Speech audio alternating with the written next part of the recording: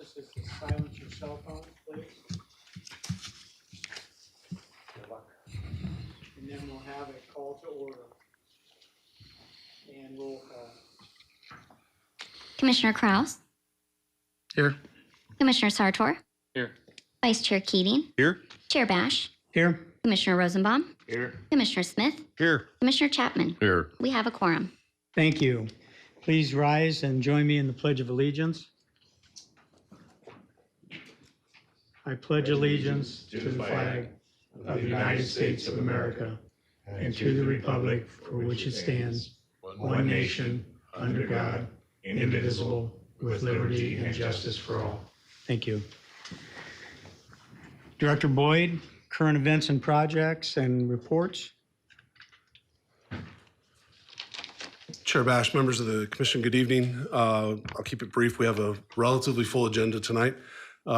So just as a reminder, our next meeting, August 5th, we'll be bringing back kind of a year in review from fiscal year 21 for us that just wrapped up in June 30th. We'll talk about all of the activity within community development, but we'll focus much of our attention on some of that activity that relates to work that you've done as a commission. And then we'll also have a second presentation to talk about locations of significant projects and the transportation element that's related to those. And so we'll have that on August 5th. Thank you very much. At this time, we have a call to the public for any item that is not on the agenda. Ashley, do we have anybody that has signed up to speak? Chair Bash, I did receive two written comments. I'm not sure if these individuals are here, so I'll call them out. If they are not, I will go ahead and just read their comment into the record, if that's okay. Thank you. Joan Carlson. This comment is from Joan Carlson. Last year, as I was walking, I crossed the street at the corner of Vista Ranch Road and Mountain Vista and was almost run over by a car turning in Vista Ranch Road from Mountain Vista. The driver didn't stop until he was 3 feet in front of me. People drive too fast and ignore the speed limit of 25 miles per hour. There are multiple bus stops in Mountain Vista because there are 2 schools on that road. We don't need an access road from Sun City Grand, making the situation worse and unsafe for our children. That is the end of that comment. Next, do we have Melinda Gill? Okay, I'll go ahead and read the comment from Melinda Gill. I would like to voice my concern about the rushed approval of a permit to build 300 homes in Mountain Vista Ranch at Sunset and Bell Road. First of all, no consideration was given to the amount of traffic this will add to the subdivision, especially during school sessions. Bus stops are on the length of Vista Ranch Road, which will put children in more danger. We should be conserving water, not cramming 300 more houses onto every empty lot. All this building has to show down there is not enough water. That is the end of both comments, and these were both from Surprise Residents. Thank you. And nobody else has signed up in the audience That is to correct. speak? You'd like to speak? Yes. Please go to the podium, please. State your name and your address. Right over here, sir. Okay, Michael Yakubishin. I live in Sun City Grand, 15680 West Autumn Sage Drive. And I just have questions about the planning about the new building on Cotton Lane and Wydell. Just wondered what the zoning is there, and are there plans on changing the zoning laws? There's a building that's in the process of being built. I'm not sure how far along the process is, but I just heard there's going to be some low-income housing built in that area, and it seems like a lot of people are concerned about that. I see. Well, that's not on our agenda, Right. and it'll be a future agenda item. Okay. And you can come back at that time and speak directly to it in more in depth, as I'm sure others will be doing the same. Okay. Thank you. All right. Thank you. Anybody else like to speak in the call to the public for non-agendized items? Seeing none, hearing none, we will close the call to public for non-agenda items. We'll move on to the consent agenda, item number 1. Ashley? Consideration and action to approve or disapprove the June 17th, 2021 Planning and Zoning Commission minutes. I move to approve. Second. It's been moved and seconded. We'll have a roll call vote. Commissioner Kraus? Abstain. Commissioner Sartor? Four. Vice Chair Keating? 4. Chair Bash? 4. Commissioner Rosenbaum? 4. Commissioner Smith? 4. Commissioner Chapman? 4. Motion passes with 6 votes in favor. Thank you. Item 2.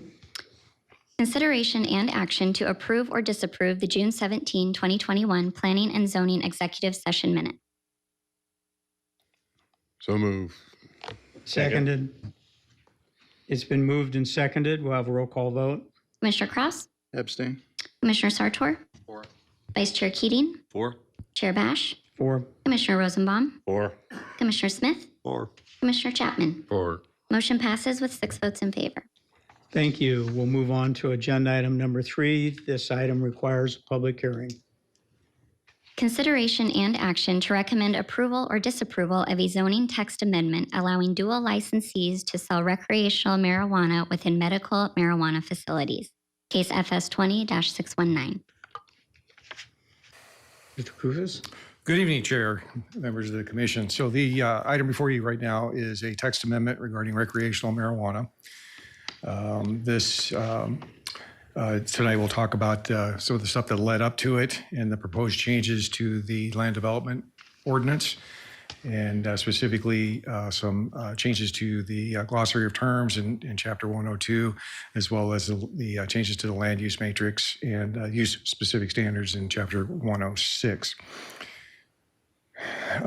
This comes to us as in kind of a response to the Smart and Safe Arizona Act. This was an initiative, a ballot initiative that went to the state voters last November and was approved, and basically allows for municipalities to choose whether or not to allow recreational marijuana, and if they do, as long as it is the same as what is allowed for medical marijuana. And then shortly thereafter, the city amended Chapter 34 of the Surprise Municipal Code through City Ordinance number 2020-37, which regulates the use of recreational marijuana within the city of Surprise. And so what we have before you today has to do with the land use. Again, this proposed text amendment would revise portions of the land development ordinance and it revises permitted business establishments to include recreational marijuana. Note that the LDO currently allows medical marijuana dispensaries, but none currently operate within the city of Surprise. And this text amendment would allow these recreational facilities with entities that have a dual licensing for both recreational and medical marijuana. So the proposed changes has to do with, again, the changes to the glossary of terms, kind of changing some of those terms from to a marijuana facility, kind of broadens the term, and includes dispensaries, off-site cultivation, and so forth. And then retail establishment operated by a dual licensee that is co-located on the same property. And then changes to the land use matrix under Chapter 106. So it strikes some of the existing language relating to medical marijuana and replaces that with a marijuana facility, allows it as a CUP in C2, C3, I1, and I2. And then makes changes to the use-specific standards with respect to marijuana, medical marijuana versus marijuana facility. Again, focusing on allowing recreational marijuana as a dual license or for dual licensee, and additional regulations related to the storage and overall security measures and so forth. And then it also revises the separation requirements from potentially incompatible uses. And on that, the LDO has a table, and you'll note that in the revised text on the left, and then the separation distances in the column on the right, And in this top column, it talks about from any parcels that are residentially zoned or designated residential land use within an approved PAD. So note that the current language would say that if there is a residential land use within a PAD, the entire PAD is kind of excised from the possibility of having one of these facilities. And so one of the things we probably want to talk about is whether you want to keep that same language or be a little more surgical in that approach. Then, and then there's other language for separation from park or playground or any usable open space or any entertainment center, and that goes up to 1,500 feet. And so I think the questions for P&Z and the council ultimately, currently there is no provision in the LDO that would allow a medical marijuana facility to exist as a drive-through facility. So there's been some discussion, well, do we want to allow marijuana facilities as a drive-through? Just understand that if we do that, it's for both. It's for recreational and marijuana, because we can't set up two different standards. They have to be the same. And then is the hours of operation, right now it's set up as 8 a.m. to 7 p.m. Is that appropriate? Or do we look at 8 a.m. to 9 p.m.? And then again, going to the separation distance, do we look at the entire PAD, or do we look at the commercial land use within the PAD? So for instance, if you have the West Point Town Center and you look at all the commercial that's within the West Point Town Center, that could potentially be, a home for one of these facilities, but that entire PAD is taken out of the mix because it also includes the residential component. So you lose that whole opportunity. So that would be something that we'd want to discuss as well. So we're here tonight, obviously. We're targeting a work session, City Council for August 17th, in which case we would take your input and take it to the work session. Then we'll have another work session with City Council followed by a public hearing on September 21st, and then with the final consideration and action. And so with that, I would be happy to answer any questions. Appreciate it. Thank you. This item does require a public hearing. Ashley, has anybody signed up to address the commission? No, Chair Bash, they have not. Okay. Commissioners?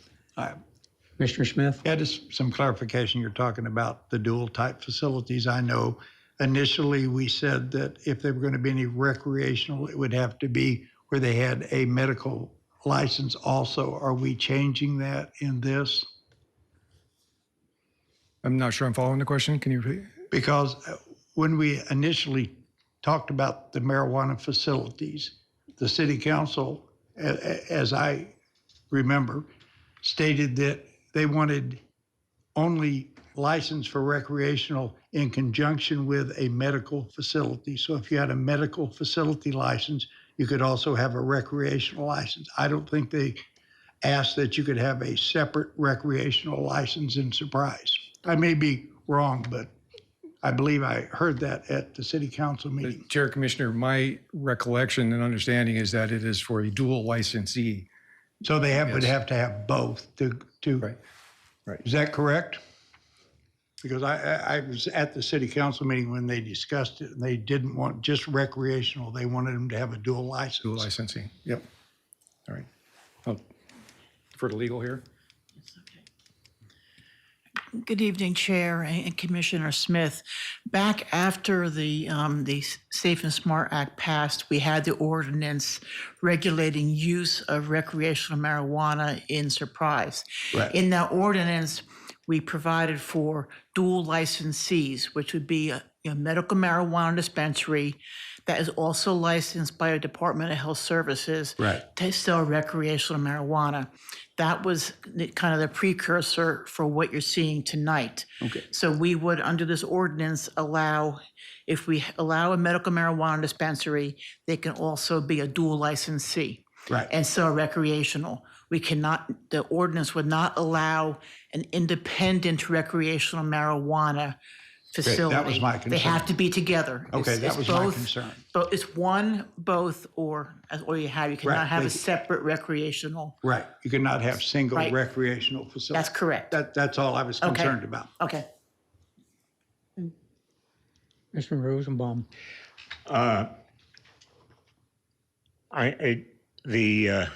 Previously, the city had to designate areas in which marijuana could be sold. Is that still in effect? And I know the city had established, I believe, whatever the number was, 8 areas, and they were identified. Is that still in effect? Chairman and Commissioner, those rules are still in effect. You have the opportunity here if you want to change those rules, and I think that has to do with some of the separation as outlined in this table right here. You can look at those separation, and a lot of that has to do with that issue, as I talked about with the PAD that contains residential. The entire PAD is off limits, so to speak. So, Okay, thank you. Commissioners, Mr. Sartor. Good evening. I have a question about the PAD specifically. So I know in past times when we were trying to get our own storage facilities and a PAD, our hands were kind of tied. Is there any way as a commission or we could recommend to the council that we have it more prohibitive of not just the entire PAD, but we can be selective on, as a commission, we can recommend approval or disapproval anywhere within the city? That makes sense. Chairman, Commissioner, I believe, I mean, you have to apply the rules evenly across. But depending on how you set this up, then if you have a PAD that has a commercial component, then you could potentially authorize the use within that commercial component as long as it meets the separation requirement from the residential use within that PAD. So So this first one on the chart or the table allows for it in a PAD, as long as it meets the Yes. facility or the distance requirements? yes. Okay. Thank you.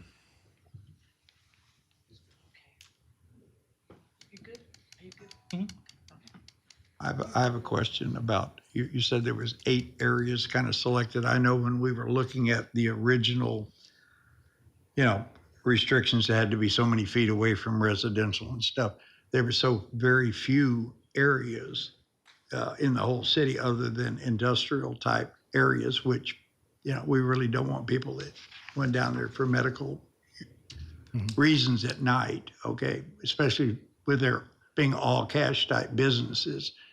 But I know that Grand Avenue, there was almost no places along Grand Avenue, our own Bell, because of the distances between either churches or residential.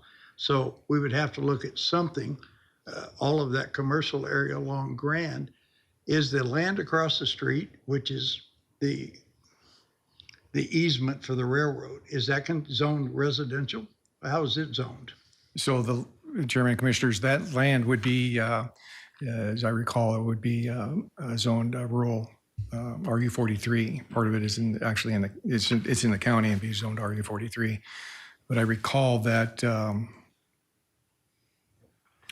If it's rural, if it's rural residential, then we couldn't put anything because across the street would be too close to residential type zoning. So, I mean, I know that came up when we originally had these discussions a long time ago.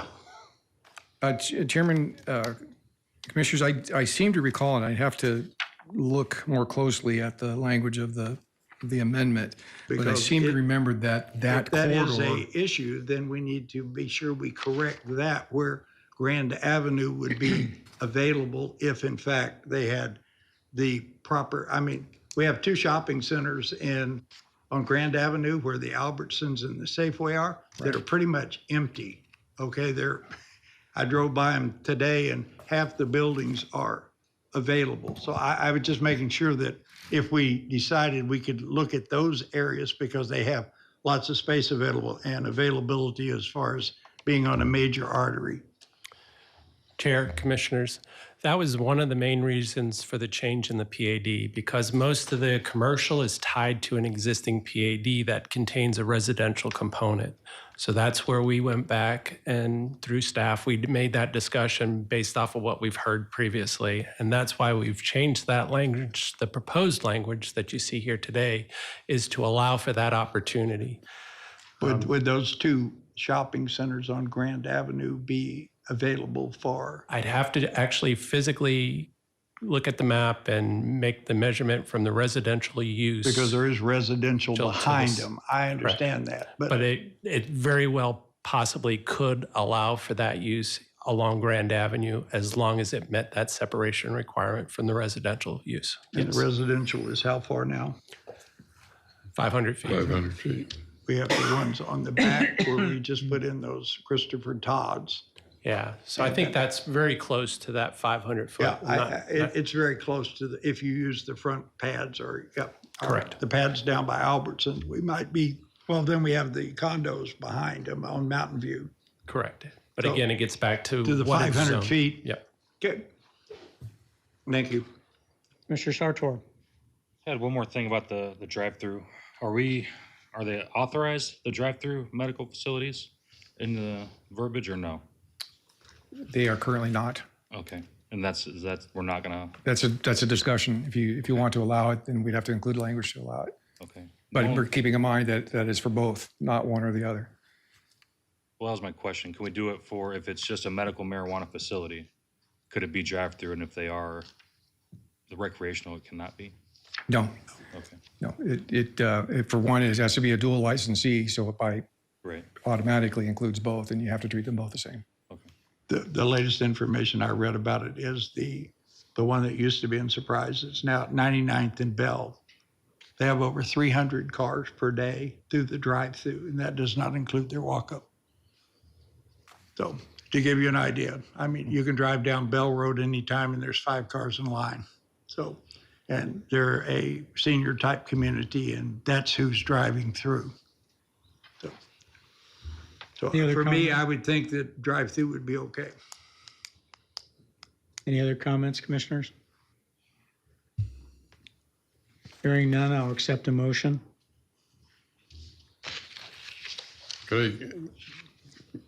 Before we call for that, could I ask a question about what we're actually voting for? Because we've got several issues on the floor, whether we're going to permit the new LDO suggestions, recommendations here, and whether or not we're going to have a drive-through or not. And so I'm not sure what we'd be voting on right now. The motion that we had before us does not include these items, as Commissioner Chapman has pointed out. So are we to address the drive-through, the hours of operation? The separation distances are in there, and we discussed them superficially. So what are we doing? Are we discussing and making recommendations on those items and then wrapping it up as the text of the amendment? Chairman, Commissioner, I think it would be perfectly appropriate to have a discussion on any or all of those three. And then how you want to take a straw poll or actually have a vote to do drive-through or not do drive-through, and then ultimately have a motion that forwards a recommendation to the city council that either includes the language as presented or language as altered or amended. Are we ready to really vote on this in the language?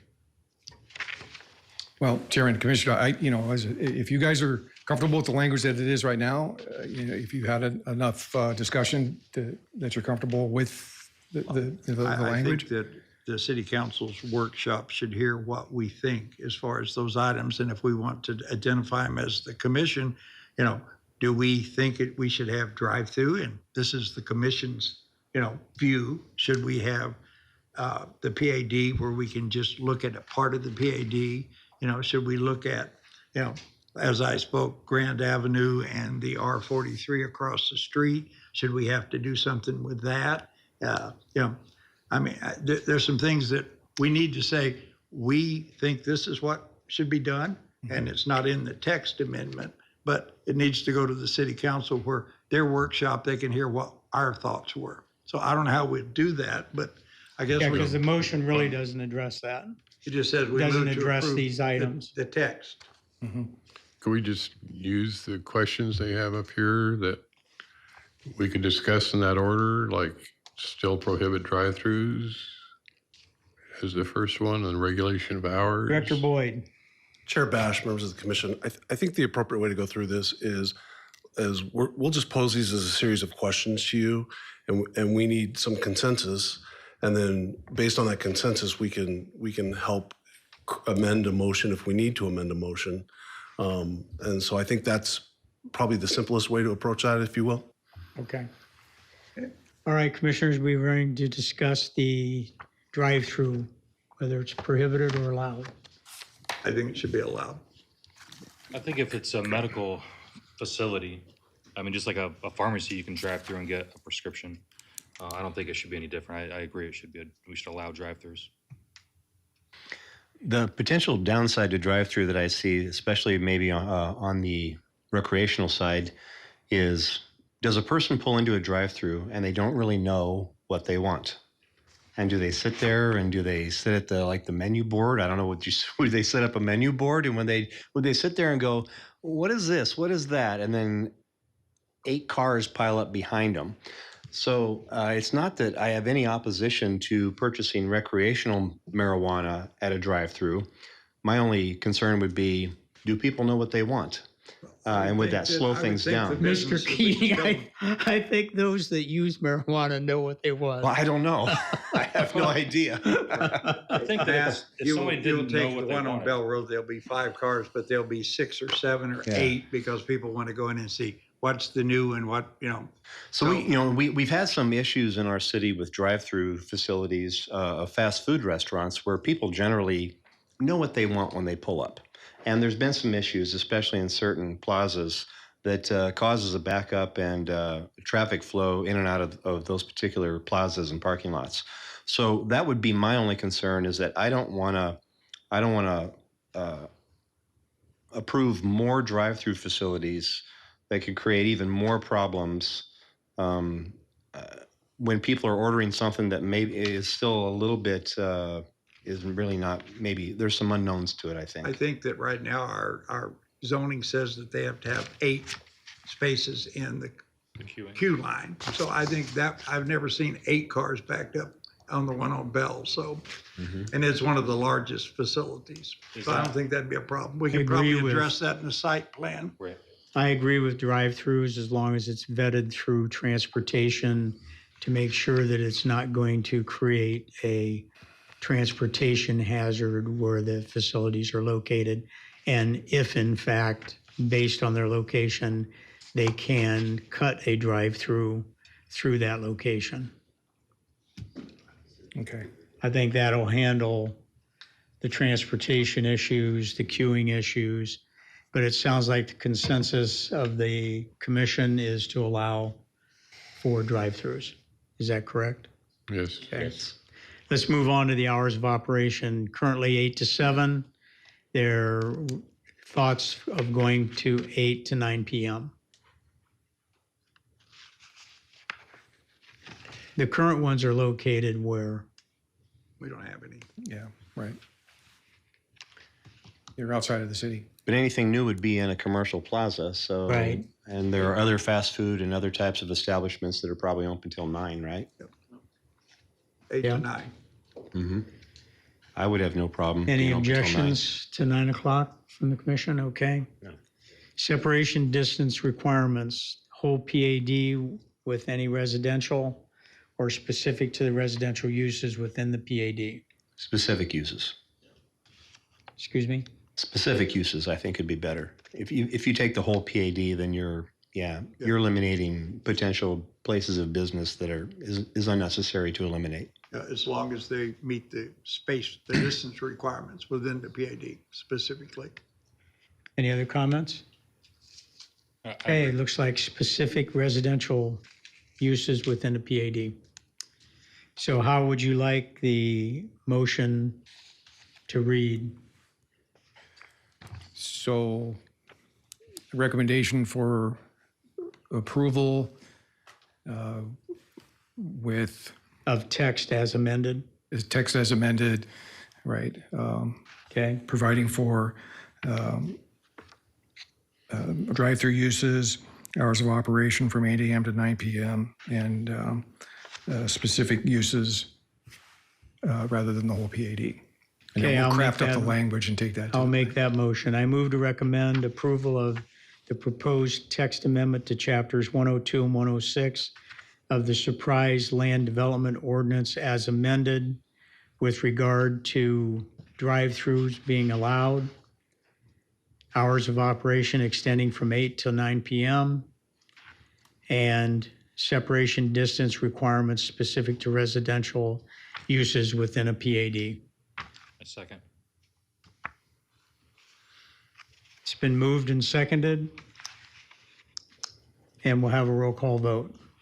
Commissioner Kraus, 4. Commissioner Sartor, 4. Vice Chair Keating, 4. Chair Bash, 4. Commissioner Rosenbaum, 4. Commissioner Smith, 4. Commissioner Chapman. 4. Motion passes with 7 votes in favor.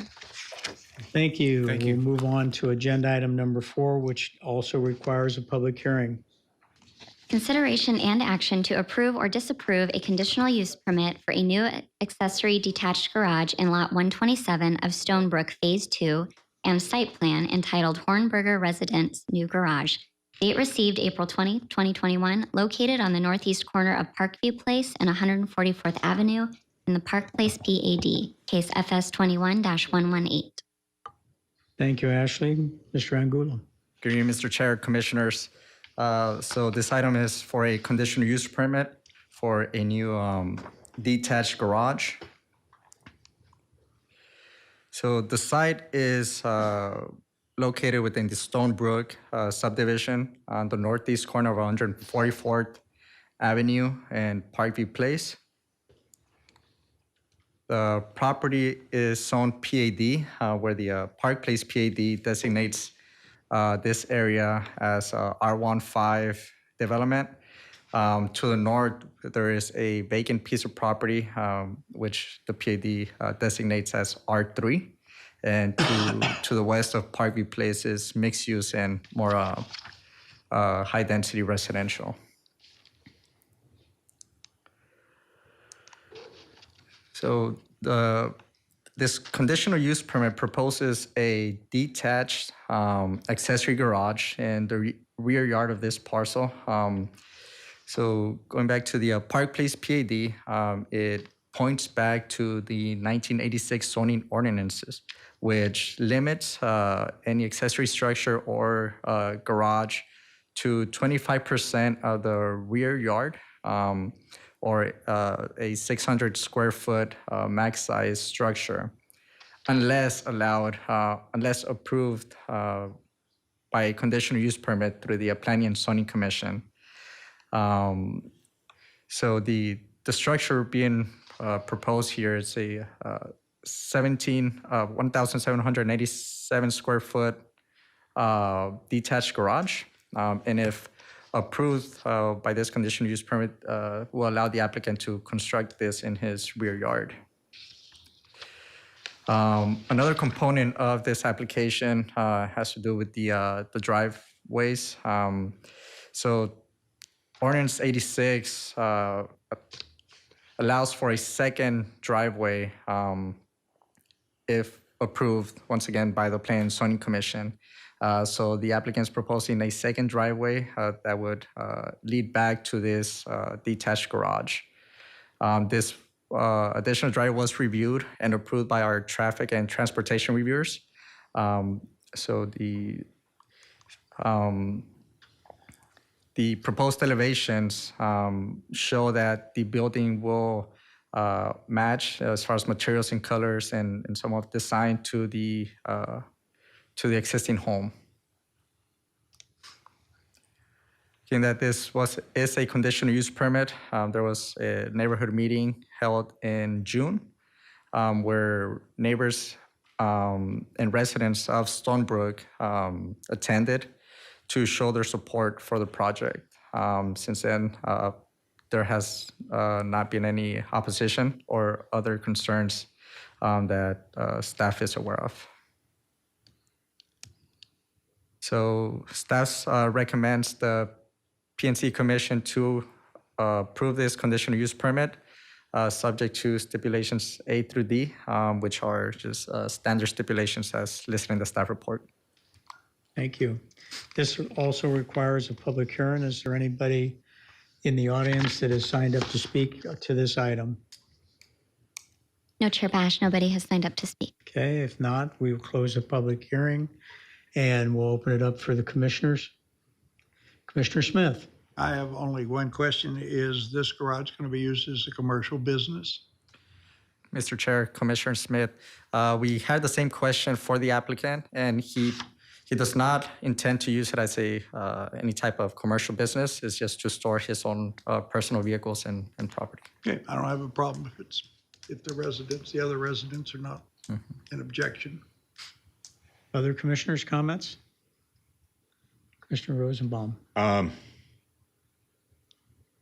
This isn't in conflict with the HOA, or do they have an HOA? Mr. Chair, Commissioner, I'm not sure if there is an HOA. The applicant and property owner is here tonight, which could speak to that. If you like, we could have them come up and answer that for you. Okay, be great.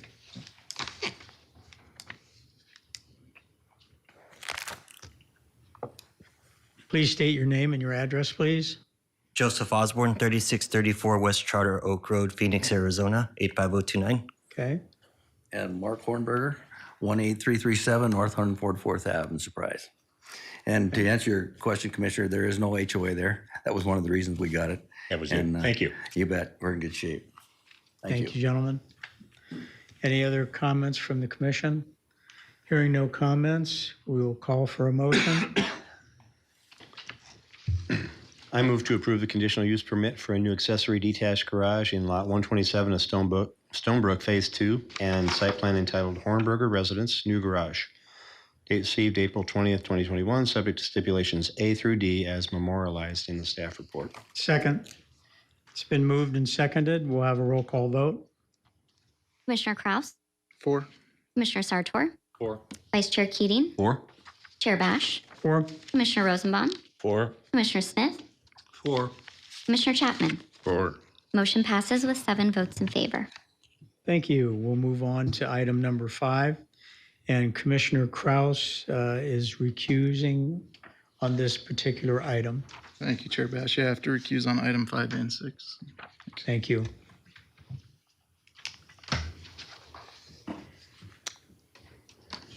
Consideration and action to recommend approval or disapproval of a proposed rezoning of approximately 19.896 acres from rural residential RR to residential low density R1, generally located north of Happy Valley Road and west of the 151st Avenue alignment, case FS 21-208.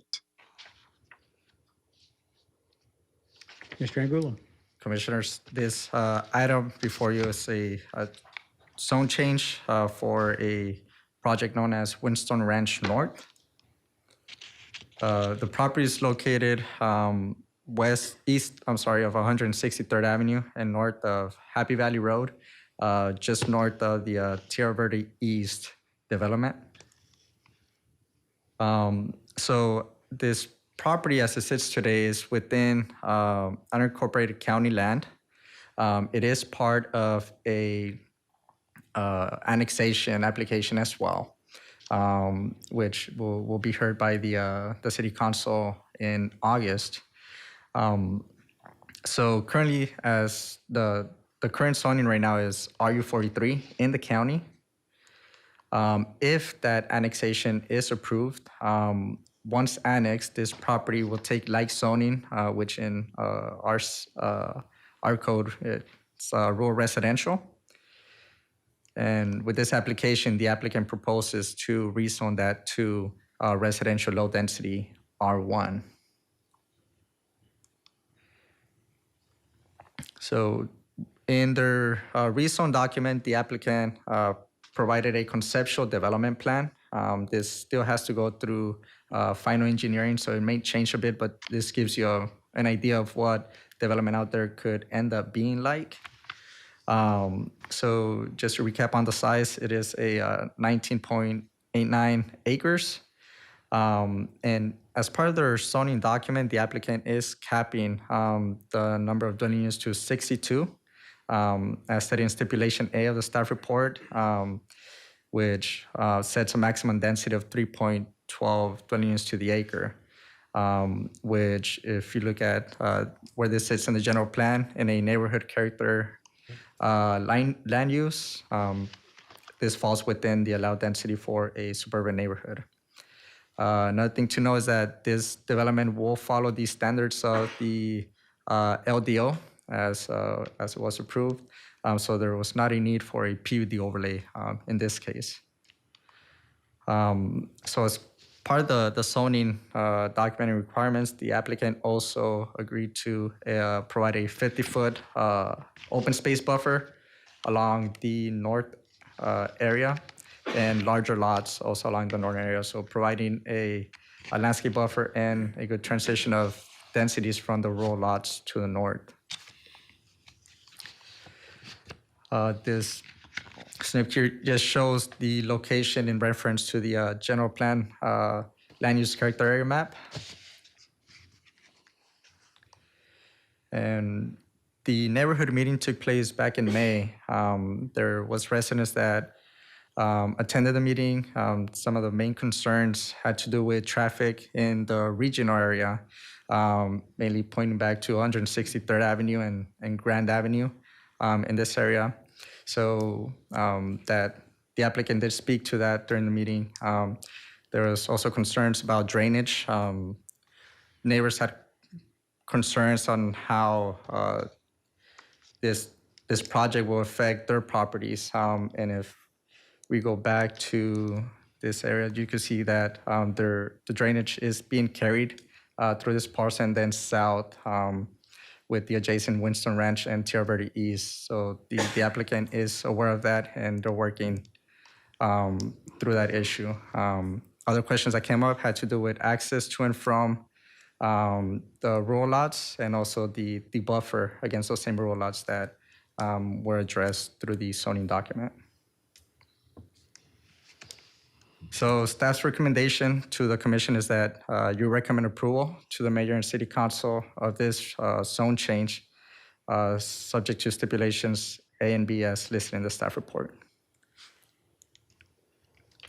Thank you, Commissioner Gula. This requires a public hearing. Ashley, is there anybody who's signed to address this item? Chair Bash, we did receive a written comment on this. This is the comment that was provided to each of you for review prior to the meeting. Do you wish for me to read that comment into the record? It's short enough. I think you can read it into the record. Okay, certainly. Comment is from Gail Wyman. Dear PNZ Committee, I am against any rezoning of the area included in FS 21-208 from RR to R1. The meeting is scheduled for 7/15/2021. I have many reasons with a primary objection because the area in question is largely a floodplain. Most of land is subject to flooding. It cannot be built on. It would be very unfair and unfortunate for anyone to build housing there to subject it to the potential loss caused by a flood. Flooding in this area is very significant. To rezone will also have an impact on current existing housing and land occupancy. It is likely that there will be significant questions between Maricopa County and Surprise Government. There are many questions as to jurisdiction and responsibility for the areas that need to be identified, sorted, and guaranteed. Thank you for recommending my concerns. I would like to learn more about the proposed quote development, but was unable to obtain a clear copy. Sincerely, Gail Wyman. Thank you. Any others would like to speak? Hearing none, seeing none, we'll close the public hearing. Commissioners, comments? Yeah, I'd Commissioner like you to Smith. go back and show me the egress, ingress as to where these 62 houses are going to get. Are they going to go back to Happy Valley Road, or is there any northern type? I mean, just go back and kind of walk me through that. I can't tell by your maps. Yes, Mr. Chair, Commissioner Smith. So access currently at this point is proposed off of 151st Avenue, which does get access to Happy Valley Road. That will not punch through to the north at this moment, and there's no other additional access points to there. So if you It's see Cottontail this Lane image, is the only Yep, access Cotton in Lane. and out? Yeah. Is that correct? Correct. But as shown right now, like I mentioned earlier, it's conceptual at this moment since we are just looking at the rezone. So this will need to go through preliminary plat, final plat design, where our transportation and fire medical department will determine the sufficient They're not required access. to have two exits out of this area for fire? Fire will look at that throughout the design of the project. But if it's required, and there is an emergency access easement through this track right here, which will provide that I didn't second see that. point. Yeah. Okay, thank you. I have a question about that. Commissioner Chapman. Excuse me. The emergency exit here, as it's shown, goes down to Terra Verde. But in Terra Verde, there's like a cul-de-sac there. And is there an agreement between the two parties with respect to using that as an emergency thing, or do they need not have one? Commissioner, that would be an access easement, so both properties will need to agree on that access. It will be on the final plan? Okay.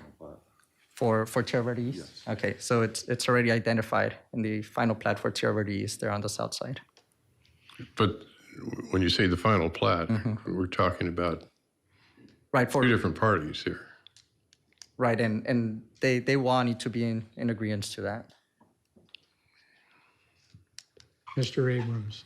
Just for clarification, the existing final plat for Terra Verde East has that easement to allow for this emergency access to the north. Okay, thank you. We're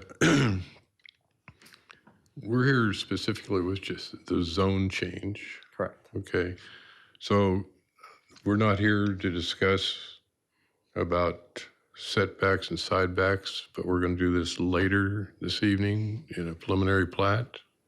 Or what are we doing? Mr. Chair, Commissioner, so the item for the preliminary plat that's on tonight, it's a different parcel. It's not the same parcel. This is Windstone Ranch North.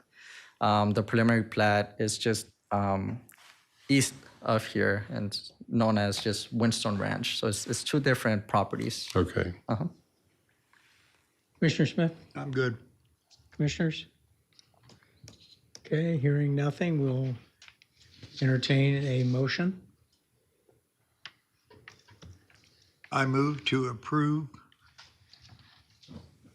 of the rezoning of approximately 19.896 acres from rural residential to residential low density R1, subject to stipulations A as memorialized in the staff report. Second. It's been moved and seconded. We'll have a roll call vote. Mr. Chair, so the stipulations are A and B. I think it was read as only A. Only A. Yeah. It only says subject to A on our. So, okay, stipulations A and B. Second. It's been moved and seconded. Roll call vote. Commissioner Sartor, 4. Vice Chair Keating, 4. Chair Bash, 4.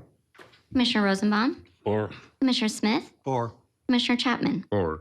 Motion passes with 6 votes in favor. Thank you. We'll move on to item 6, which also requires a public hearing. Consideration and action to approve or disapprove a conditional use permit for the expansion of the existing Sierra Verde self-storage facility and site plan entitled Sierra Verde Self-Storage RV Edition, prepared by EAPC and received May 7, 2021, generally located north of Waddell Road and east of 140th Drive, case FS 20-702. Thank you, Ashley, and please note that Commissioner Kraus is recused on this item as well. Mr. Angulo. Mr. Chair, Commissioners, Item 6, as you know, is a conditional use permit, which requires it to go through the public hearing and notification process. In this case, there was a missed deadline for the posting of the signs. So this item will be continued to the August 5th meeting, where you will hear of this conditional use permit. Okay, I'll entertain a motion to table this item. So moved. I move to continue the conditional use permit for the expansion of the existing Sierra Verde self-storage facility and site plan entitled Sierra Verde Self-Storage RV Addition. Second. It's been moved and seconded. Roll call vote. Commissioner Sartor, 4. Vice Chair Keating, 4. Chair Bash, 4. Commissioner Rosenbaum, 4. Commissioner Smith, 4. Commissioner Chapman. 4. Motion passes with 6 votes in favor. Thank you. We'll move on to item number 7. It too requires a public hearing. And Consideration. welcome back, Commissioner Kraus. Consideration and action to recommend approval or disapproval of a proposed text amendment to Chapter 109 of the Surprise Land Development Ordinance regarding Class 2 temporary signs, case FS 21-372. Mr. Kufis. Chairman, Commissioners, so the item before you right now is a staff-initiated text amendment to the sign code specific to large A-frame signs, or what is referred to in the code as a Class 2 temporary sign. Tonight we'll talk a little bit about the background, some of the sign policy and the current requirements of the code, and the proposed code language in the timeline, and then questions and answers. So going back through time, you'll recall that we started the overhaul of the city sign code back in April of 2015. And then that code was ultimately approved by the City Council in March of 2018 with the effective date in April of 2018.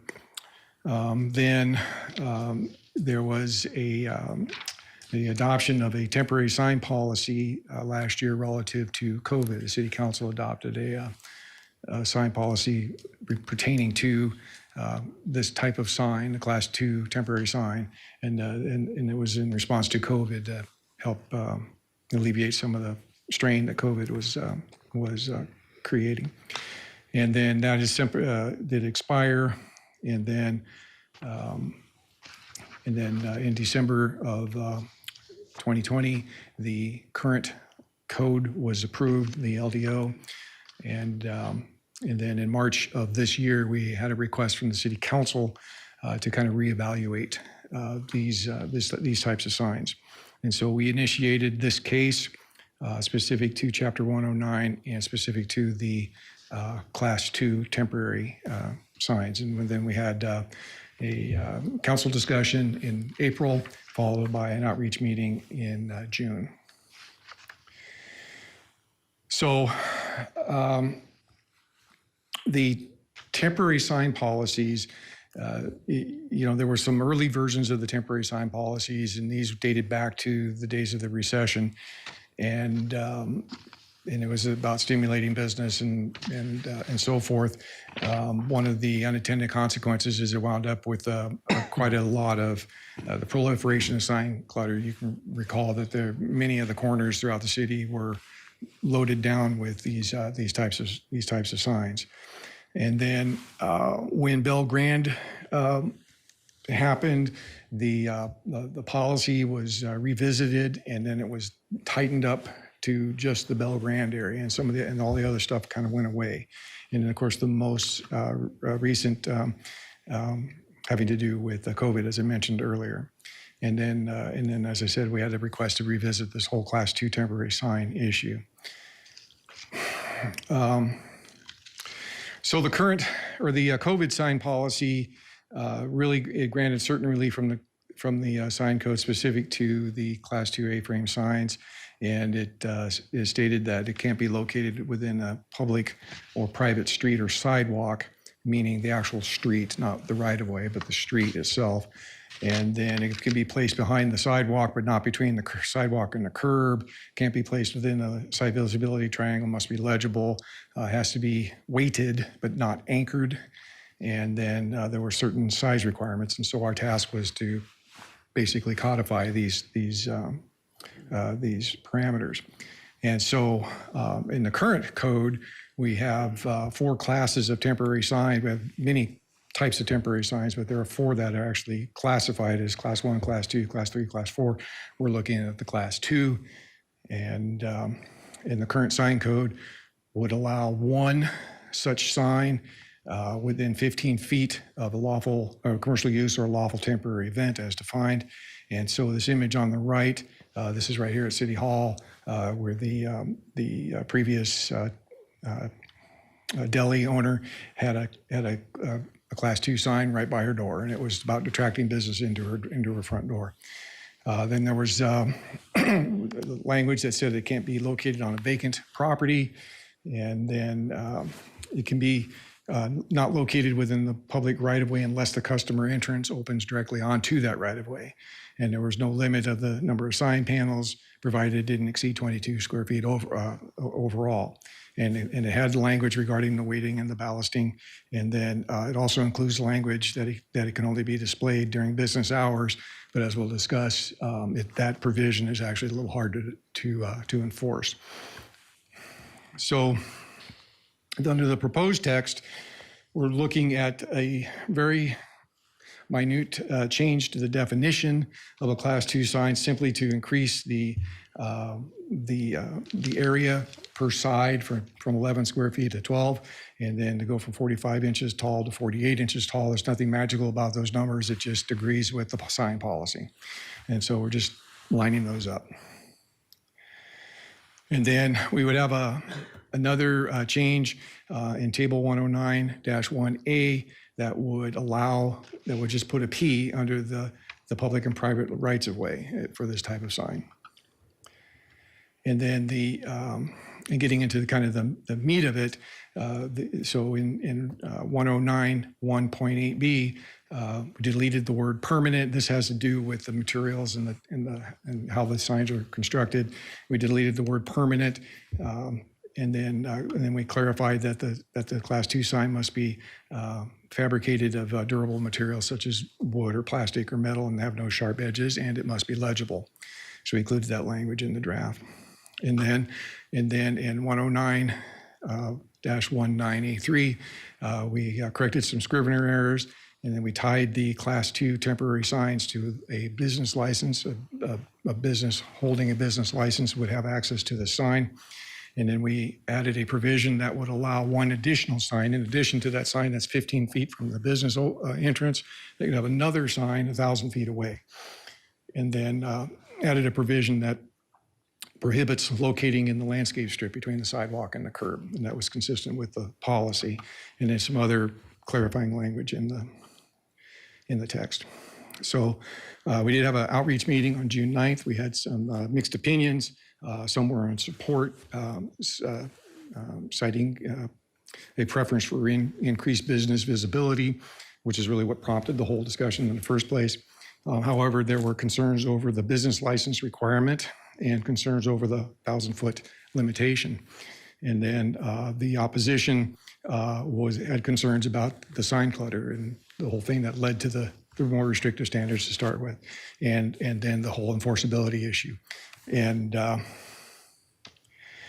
so regarding the 1,000-foot rule, the logic behind that was to, if you have a business that's tucked back in the corner, and this of course is the Kohl Center just north of here, if you have a business that's tucked back in the corner and this business doesn't have access to signage along the arterial, they could put a sign out here. And so that was the logic behind the 1,000-foot. So some of the concerns were, well, there's other areas where 1,000 feet's not enough. You need more distance to be able to get from that back corner that's tucked away out to the street. So that was one of the concerns that was expressed. And so one of the other unintended consequences of all of this, in that same shopping center right up over here, there are 21 separate business entities in that shopping center. So now you have the potential for 21 signs, and there's nothing in the current language that would keep those signs, or in the proposed language, I should say, that would keep those signs from clustering right there on the corner, and as shown by this graphic.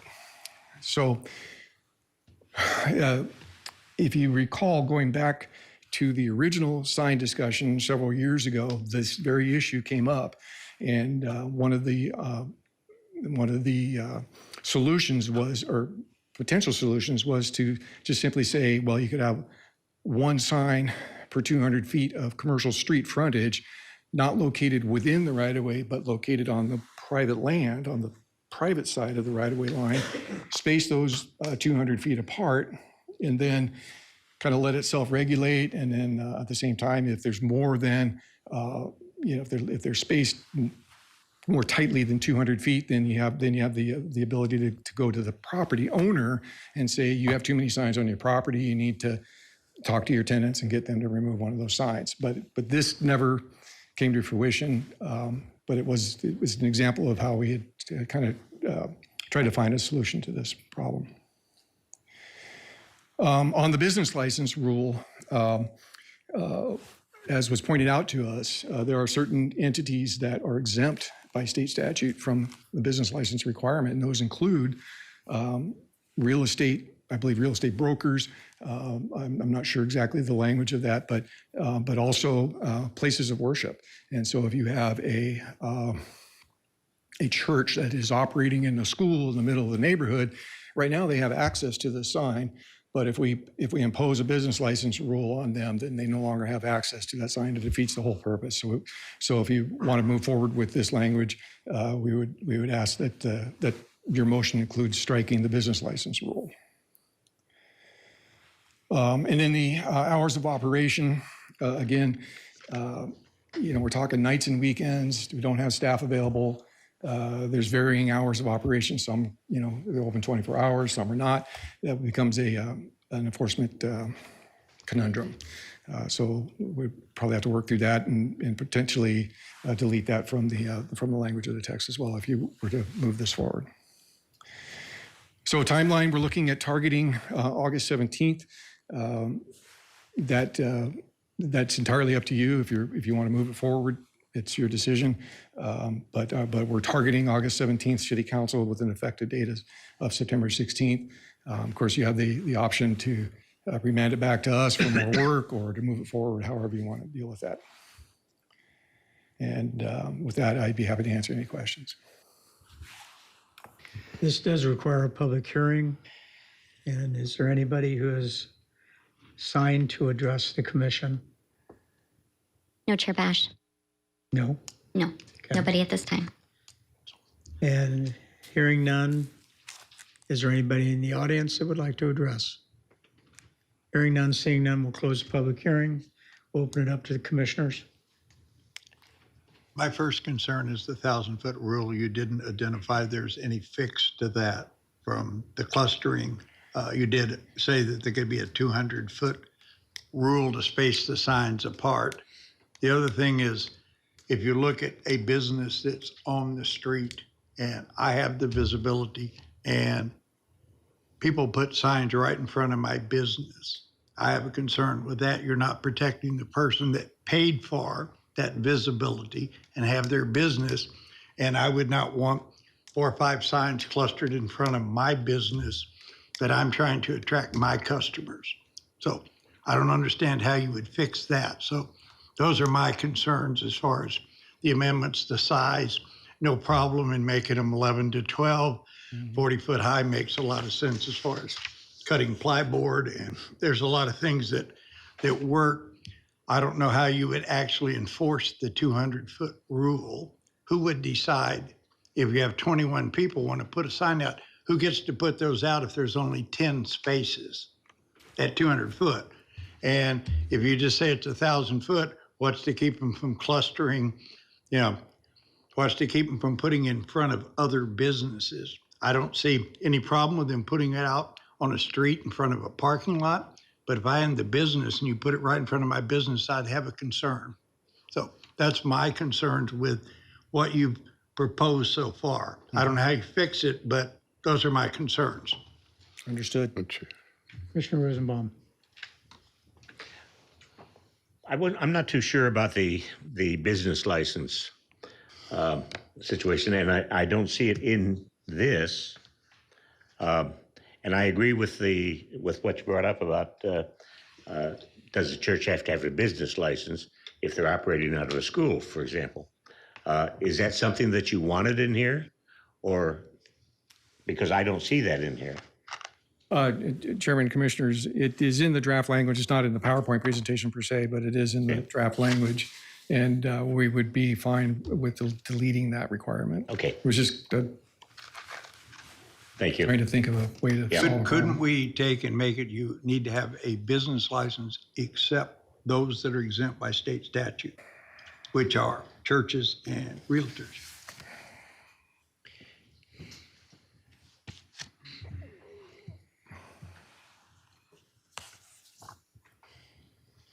Director Boyd. Chair Bash, members of the commission. So those two parties are exempt by different regulations. They're not both exempt by state statute. I think the idea behind it was to be able to connect a sign to a particular business. I can tell you from a code enforcement perspective, that really hasn't been difficult in the past. So although I think it was well-intentioned, I don't think it's absolutely necessary to have that. And I think those are the two businesses that we can think of today that are exempt, but if something else comes up, having that exemption may not cover it. So I think it's, probably better suited to let us figure out a different way to tie the sign to a particular business, especially as it relates to distance away from that particular business. Okay, not a problem. I have Chapman. I have a question. I also agree with my Commissioner Smith regarding in your presentation regarding the 1,000 feet rule and the ability for anyone to be able to place a sign out on the street, for example. One of the things that's a little bit concerning to me is that we spent a tremendous amount of time on this sign issue back in 2000. We spent maybe, a year. We had presentations. We had people coming in from all walks of life, businesses, and so on.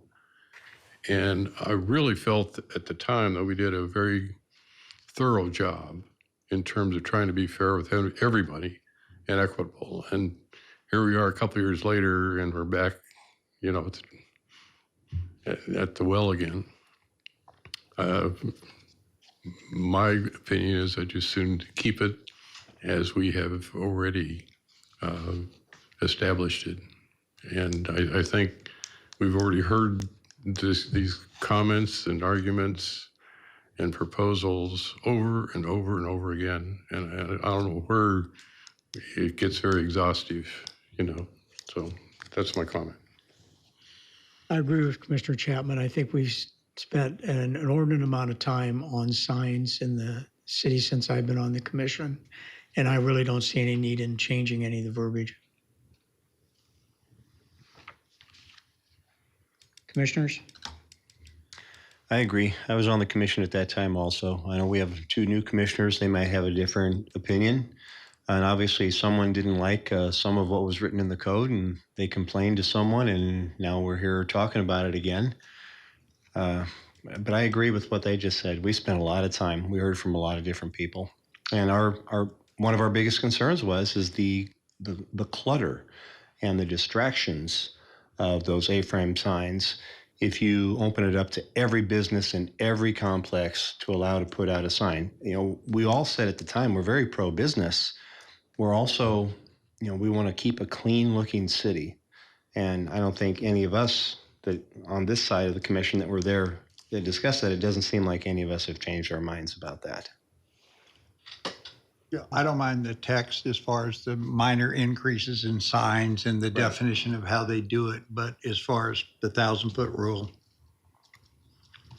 Yeah, I don't have objection to the signage increasing you know, from 11 small to and making 12 them square feet. professional looking. I think that verbiage is fine. We don't need a bunch of hand painted. We don't want to look like a flea market. Any other comments? Commissioner Sartor? I agree, that 1,000-foot, it would just have too much clutter. I wasn't here for the original discussion, but, or many discussions, but I think having that out on the street would be too much, even if it's 200 feet apart.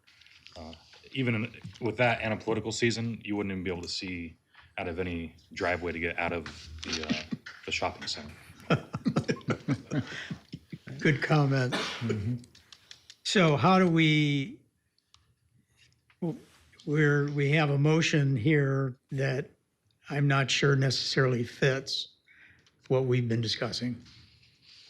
So, Chairman, I think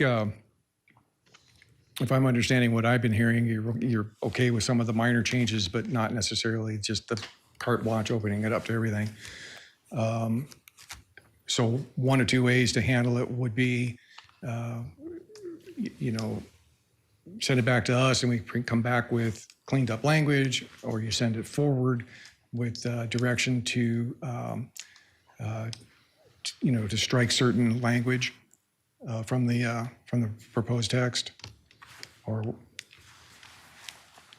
So Chair Bash, members of the commission, I think if I'm understanding you correctly, the consensus is that the overall intent of the new text amendment you're not in favor of, but you're in favor of kind of the minor cleanup.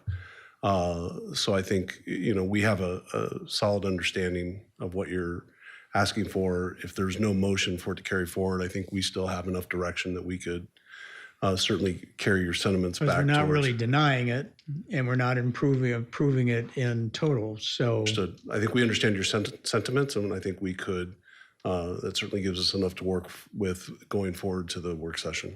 Okay, so no motion is needed? I'm not hearing a motion, Okay, so. all righty. Any other comments, commissioners? And Mr. Krufus, you have all the information you need to clean it up to move it forward. I do. Okay, I do. good enough. Thank you.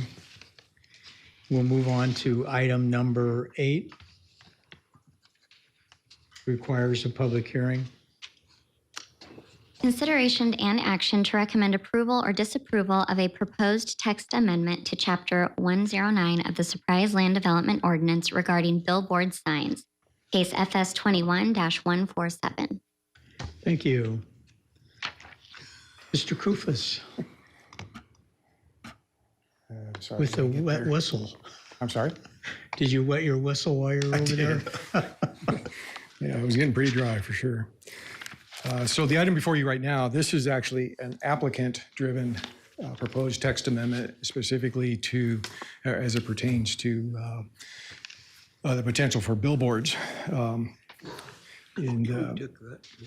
So you have, if you recall during the 3-year-long discussion versus signs, there was some discussion regarding billboards. And so the Planning Commission had recommended a version of the sign code that would include limited uses of billboards. And then the City Council rejected that language. And so the current language in the sign code actually prohibits billboards, period. And so the applicant is here to revisit that issue specific to one segment of the northern end of the 303. And so if you recall, the original discussion was about a segment of the 303 and then another segment along Grand Avenue. This does not include the Grand Avenue segment. It's limited strictly to the 303 segment.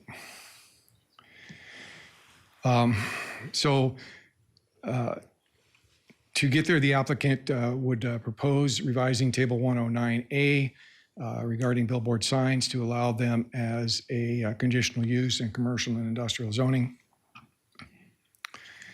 And then revise 109-17F11 to strike the language that prohibits billboards. And then getting into 109-1.9C9, it's a lot of numbers and letters there. And so 9A, the language in 9A sets up the corridor. 9B sets up some additional locational requirements. 9C sets up the design requirements, and 9D sets up the CUP requirement with P&Z approval authority. So the proposed corridor, again, is along this northern leg of the 303 on the north side of the freeway, not the south side of the freeway, the north side of the freeway. And it would essentially create a corridor that's 180 feet wide that is offset from the northern right-of-way line at a distance of 20 feet. And within that corridor, there could potentially be as many as, but no more than 3 billboards separated by 1,760 feet. There's also the language pertaining to the design of the board. You'll note that the width is 48 and the height of the actual panel is 14. So you're talking 14 by 48. That is the standard size for a electronic type billboard. The maximum height would be 50 feet. I would note that there is a typo in the actual text. Elsewhere it says 45 feet, but confirming with the applicant earlier, the intent is for 50 feet. So if you are amenable to moving this forward with a recommendation for approval, we just ask that the height be clarified at whatever height you decide.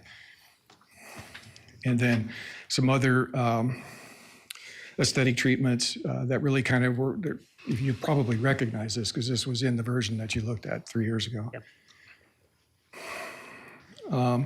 They also kept the architectural embellishments, allowing basically a 2-foot ribbon of gingerbread to kind of go around the panel that doesn't really count towards its sign area. So whatever they wanted to do with it, if they want to hang festoons or, I have this, the birds across the top. I actually saw a billboard several years ago that had that, it was organize your stuff, and they had the different birds organized on the top. It was kind of clever.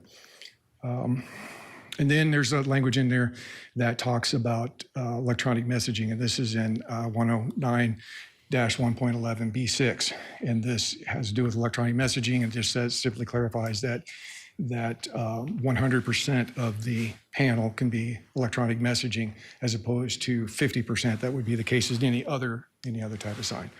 And then, of course, it still has to meet the requirements for the 0.3 of a foot candle above ambient, and have the mechanism that measures that and automatically dims it, and it shuts off at 11 p.m. and all of that. That all stays. There was an outreach meeting on May 12th. I'm going to defer to the applicant on the content of that meeting. I recall arriving a little bit late, so I'm not 100% certain of what all transpired at that meeting. I'm going to defer to the applicant. He can summarize that. He also has a PowerPoint presentation if you would like to hear his presentation on this. That's your pleasure. Again, the applicant would like to target the August 17th City Council with an effective date of September 16th, should you decide to move this forward with the recommendation for approval. And so with that, I would be happy to answer any questions. Okay, this is open for public hearing. Is there anybody who wishes to address this item that is so documented? No, Chair Bash, there is not. Okay. Is Mr. Jones available in the audience?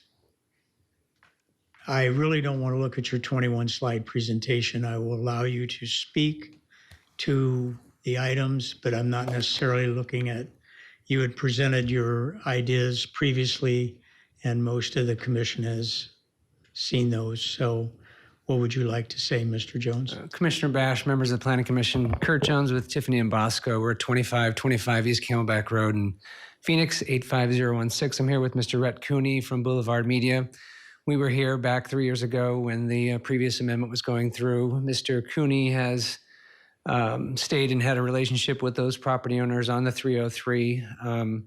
My presentation was just kind of to give you a sense of where you were in Surprise. You're at the very corner of Surprise. It is a text amendment that doesn't apply to the entire city of Surprise. It doesn't even apply to the entire District 1 area. It applies to that specific area. It's not a pretty area. We've got the wall on one side of the freeway, and you've got the humongous power line corridor on the other side of the freeway. So we feel the way that City of Buckeye did theirs with their decorative, and we were a part of those talks and the text amendments. They only allow 8. I think there's 3 that's built in that city.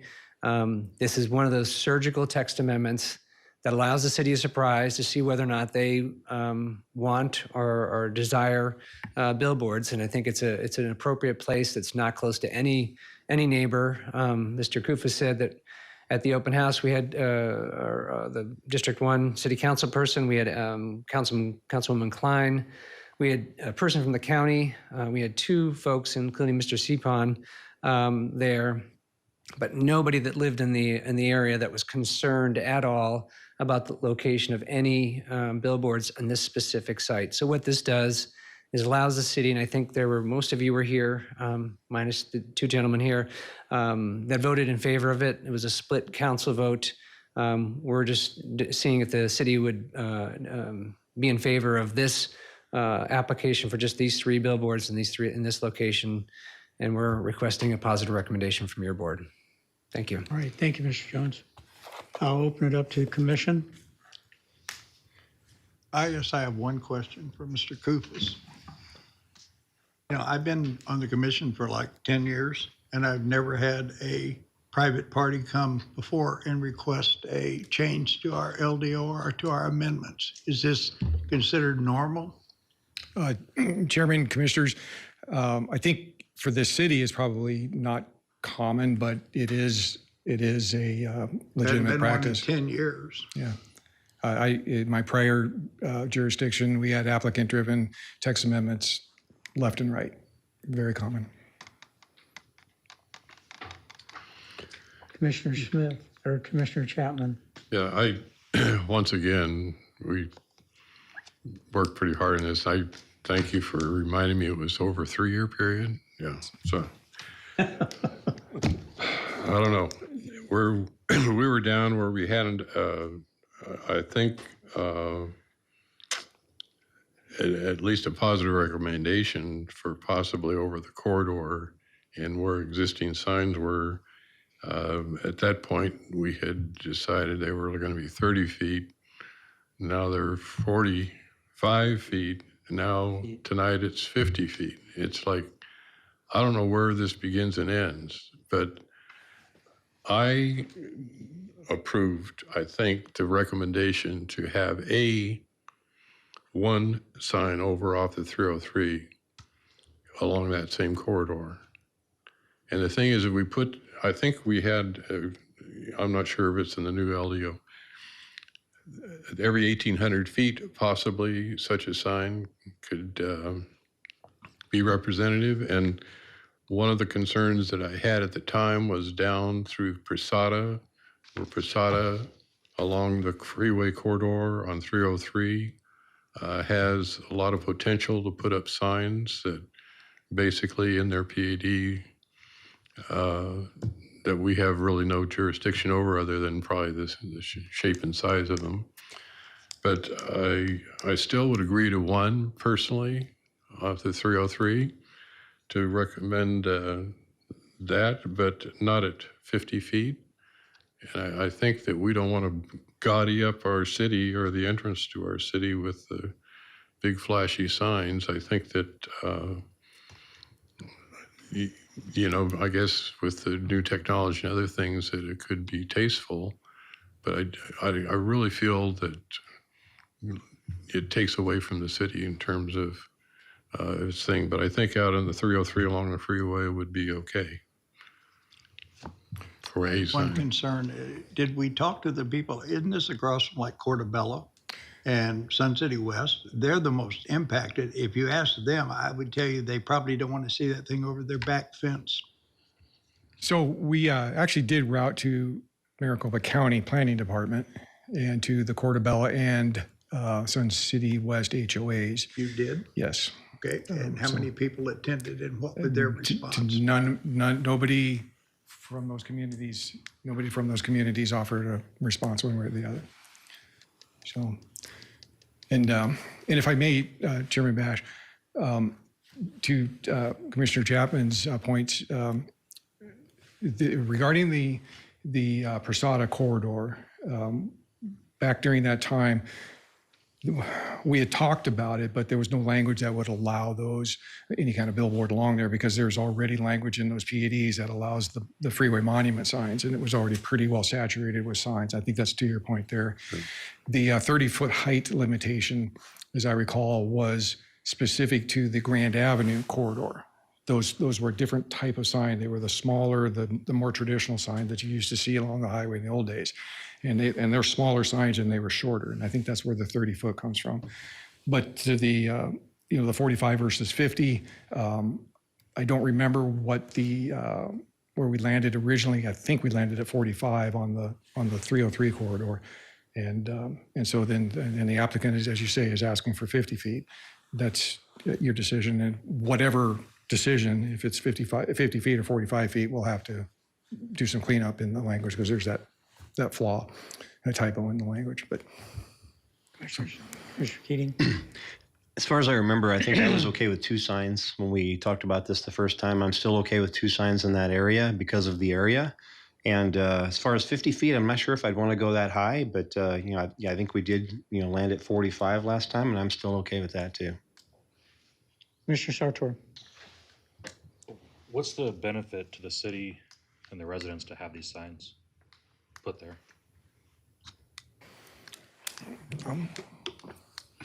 Mr. Jones? Chairman, Commissioner Sartor, one of the benefits is with the proposal with the billboards is that the city gets a flip. And what that means is the requirements for these digital billboards, you get 8 seconds and then there's a flip to another advertisement. Every minute plus a few seconds, the city would get that 8 seconds. So I don't know how many, I'm not going to do the math in front of you, but there's every 8 seconds, the city would be able to say, come to the festival at the city is having this year, come to the Christmas festival, drowning prevention, any city notice would be allowed on any of the signs. And we'd work with the city through our use permit process and how that is detailed. And then basically that's upgraded every now and then based on what the city wants for those flips. So the city gets a benefit by allowing that 8 seconds every minute to describe whatever they want to describe that benefits the city. So that's one of them. The others is basically that design component. Not a lot of people in this stretch of the world know that you're in Surprise at this point. You're coming out of the county, coming south from Peoria. The Welcome to Surprise, a classy looking billboard base, maybe another benefit you could see. So. Okay. And how many impressions a day do police signs get? Like how many people will drive by? Are you talking about specific traffic counts Mhm. or? You want to please step to the podium and state your name and your address if you're going to address the commission? I'm sorry, Chair Bash. My name is Rhett Cooney. I'm a partner in Boulevard Media Company. And we were, I'm not sure on the exact traffic counts at this point. The number of turns, the signs have to be off by 11 o'clock at night per state ordinance. So they would come on at dusk or at dawn and go off at 11. Okay. We don't know the number of cars that would drive by. Not at this point, no. And if the Surprise gets one flip every 8 Minute. seconds, every minute. There's eight flips in a minute. There's eight flips on each side. So the city of Surprise would get one of those flips, 1/12 of the advertising time. And how much would that, No. if we could equate that to revenue, or money to the city, like free advertisement, how much would that be? How much is the Like advertising worth? Well, we get 8 seconds Uh-huh. every minute. For your other customers, I don't know how much they pay, but how much money would come back to the city for getting free advertisement on these signs?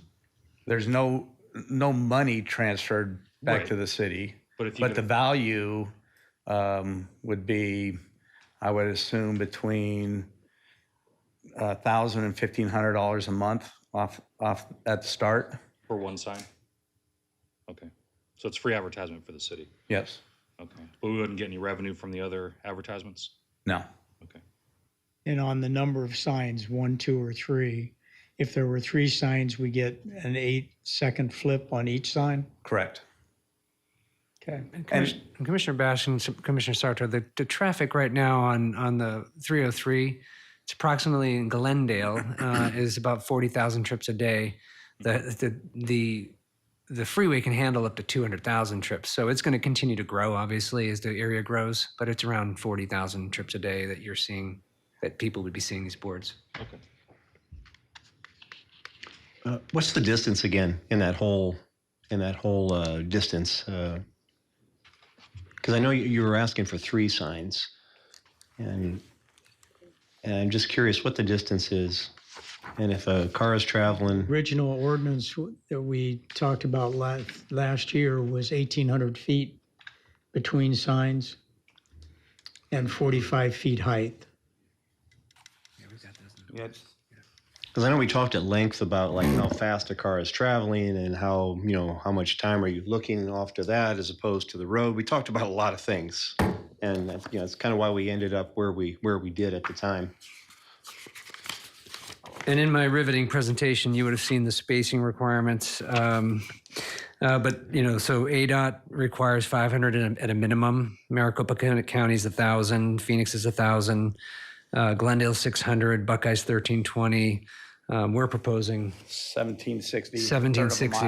Yeah, so these are really spaced out. These aren't, if the recommendation was for 3, you wouldn't have them jammed up and so like you see some on some of the other freeways. This is a very long distance.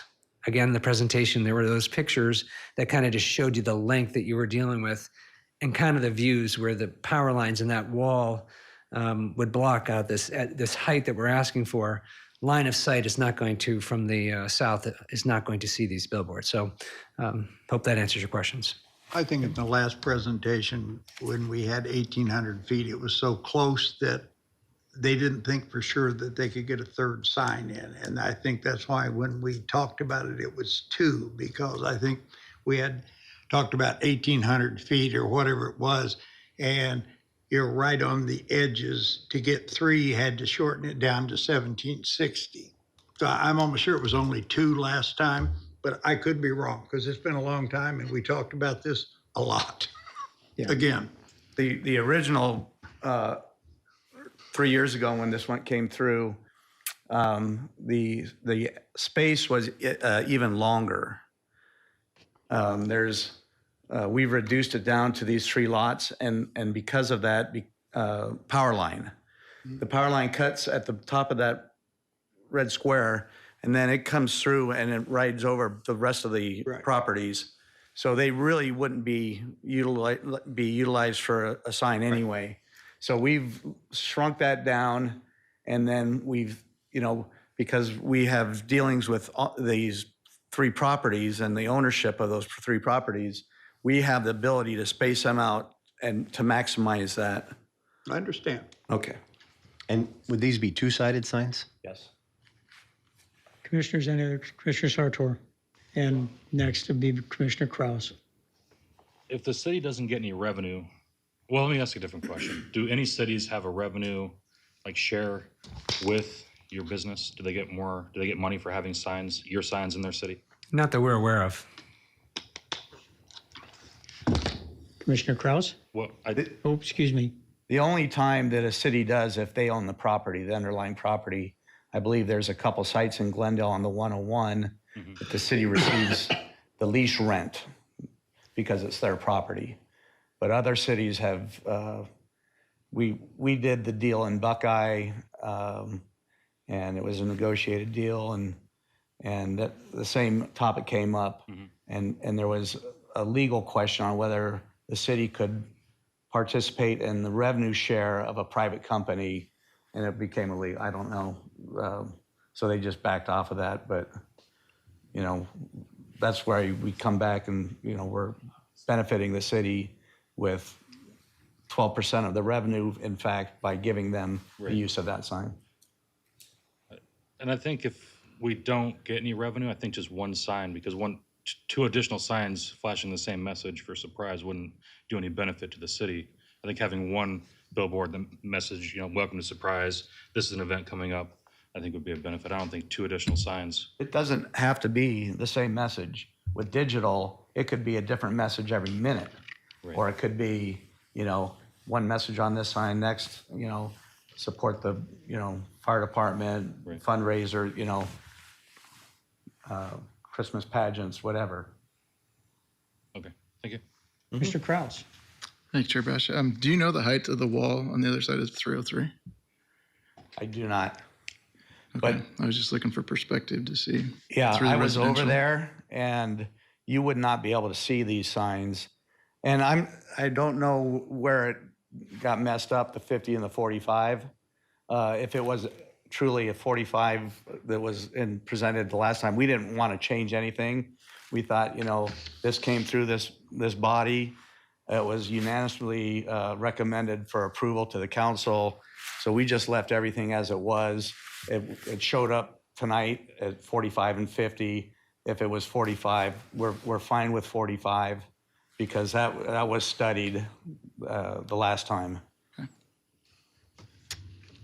Mr. Keating. I guess I'm looking at this from the standpoint as, you know, this is a private property owner that would love the opportunity to make some additional money off of land that is otherwise somewhat unusable. So I see that as a benefit. We allow that in other parts of our city. We allow advertisements in other parts of our city, and there will be more in the future. I think some of the hesitancy of seeing this come to fruition is that there's been nothing out there for so long. Just nothing. And I think that's always hard to see past, you know, to go from nothing to something. So I just wanted to throw that out there that, you know, maybe that's some of the hesitancy that you were having. And obviously I can't change your minds, and, you know, you should make up your own opinion. But that's what the way that I'm looking at this. I agree. That's why the one sign for me is plenty, because I think we would then have a history of knowledge about the impact and any possible adverse effects or not. To just jump into two signs, I think that's something that could happen in the future. And I'm still in favor of the one sign, 45 feet, and leave it at that. Any other comments, commissioners? Should we kind of Commissioner get some kind of Sartor. a polling to see? Commissioner Smith first. Yes, please. Should we get some kind of a polling to see what the consensus of our commission is? Commissioner Sartor. I move to executive session to ask the lawyer a question. I'll second. It's been moved and seconded. All those in favor, voice vote, aye. Aye. Aye. Opposed? Same sign. Okay.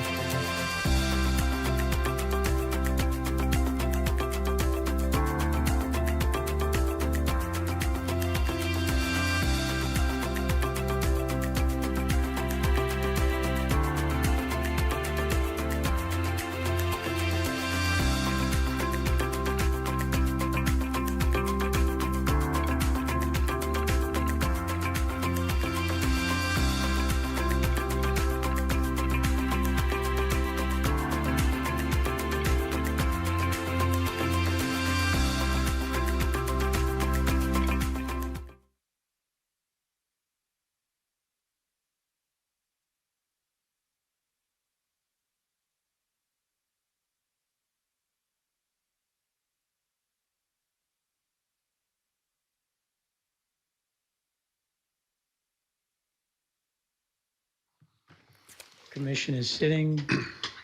I will entertain a motion to adjourn from executive session. Second. It's been moved and seconded. All in favor, voice vote by aye. Aye. Opposed, same sign. And we will now resume, motion to resume the regular session.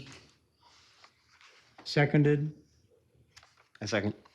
Motion to resume and seconded. Voice vote aye. Aye. Opposed, same sign. We are now back in session on item number 8 on our agenda. Any other comments from the commissioners? Right, so is there anything that we need to clarify before a motion is made? The Chairman, Commissioners, I think the height, 45 or 50 feet, would be appropriate. I believe Mr. Jones behind you has something to say. Yeah, sorry. Thank you, Mr. Chairman. Just real quickly, I know that there was a discussion, it appeared as if there was a start of a discussion on the number of boards. Just want to restate that the request is for 3. It's a text amendment to your land development ordinance. Doesn't guarantee 3. That is what would be allowed per the text amendment. Each billboard comes to this board for approval. The design, its location. To Commissioner Chapman's point, 1 may be acceptable to the board after it's up and running. Maybe 2 would be acceptable. So just an FYI, if you're going to limit, you're not limiting, well, you are limiting to that number, but you do have another bite at the apple each time a conditional use permit does come through on that issue. So just wanted to remind the board that. Thank you for that time. Thank you. Any other comments from the commission? If not, I'll entertain a motion on this agenda. I move to recommend approval of the proposed text amendment to Chapter 109 of the Surprise Land Development Ordinance regarding billboard signs as presented with the exception of 1 billboard sign at 45 feet. Second. It's been moved and seconded for 1 billboard sign at 45 feet height. Is that correct? I'd like a clarification Clarification, Commissioner of Smith? 1 for this entire area, Yes. changing the text amendment to there will be 1 billboard in this, and if there's any additional requested, they would have to be another amendment to this. Is that correct? Not just coming before for a conditional use permit of a 2nd or 3rd billboard. So we're saying 1 for this entire land strip is what we're proposing. Is that correct? Yes. Thank you. Okay. It's been moved and seconded. Well, voice, roll call vote. Commissioner Kraus, 4. Commissioner Sartor, 4. Vice Chair Keating, 4. Chair Bash, 4. Commissioner Rosenbaum, 4. Commissioner Smith, Against? Commissioner Chapman. 4. Motion passes with 6 votes in favor. Thank you. We will move on to agenda item number 9, and it does not require a public hearing. And we do have a recusal from Commissioner Kraus. Thank you, Chair Bash. Yeah, I need to recuse myself from 9 and 10. Thank you.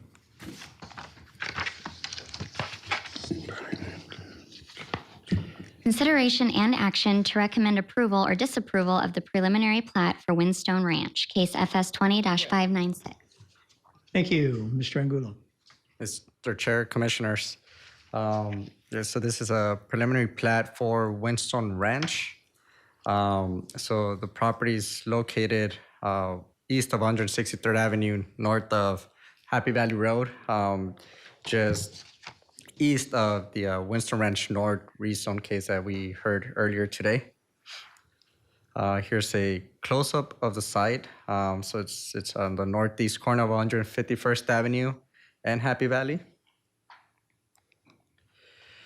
So this site is composed of 3 different parcels with 3 different zoning. So up on the north side of the project, there's what came in as originally Saddlehorn Ranch with RL5 zoning, and just south of there is a Tierra Verde East PAD parcel, and further south along Happy Valley Road is the original Windstorm Ranch RM9 zoning. On site, the image here shows north to the right, so just wanted to orientate you on that. The preliminary plat is approximately just under 60 acres, where the applicant proposes a total of 200 lots and it's a density at 3.38 dwelling units to the acre. The percentage of open space being provided here is at 29.2.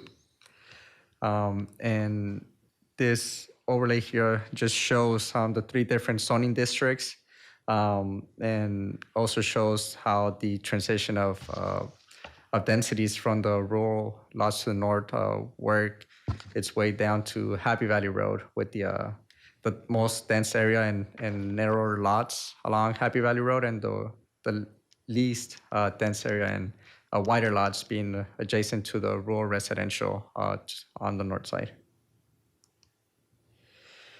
So there is a proposed mixture of 45-foot wide lots up to 70-foot wide lots proposed here, and they all fall within the requirements and regulations of each of the zoning districts within this preliminary plat. This development will take access off of 151st Avenue on the west side, which connects to Happy Valley Road. There is an additional access point along that leads to the eastern Rancho Mercado parcels. So total open space is just over 17 acres. 49% of that has been dedicated as active open space, and this includes 3 amenity tracks, also a good pedestrian trail system that runs through this development. The rest of that is designated as passive open space, which includes a couple of tracks for typical stormwater retention and a drainage channel along the west side and south side of the project. Here's a closer look at one of the amenities tracks. And this is the centrally located amenity. And this one here is further south, closer to Happy Valley Road, all meeting the requirements of each of those zoning districts within this preliminary plat. The wall plan shows what we've seen in previous cases with view fencing that backs up to the open space areas and their typical theme wall design, which is pretty similar to what's been approved to Tierra Verde East and adjacent developments. The only outstanding stipulation is stipulation C, which basically requires the developer or builder of this site to pay back William Lyon Homes for the improvements done on Happy Valley Road. Steps A, B, and D are typical stipulations, so staff's recommendation is for the commission to recommend approval to the City Council of this preliminary plat, subject to steps A through D. And I take any questions from you at this time. Commissioners, I'll open it to you. Commissioner Chapman? Yes, I was kind of confused here in looking at the side setbacks. And if I'm reading it, is it 5 feet and 5 feet?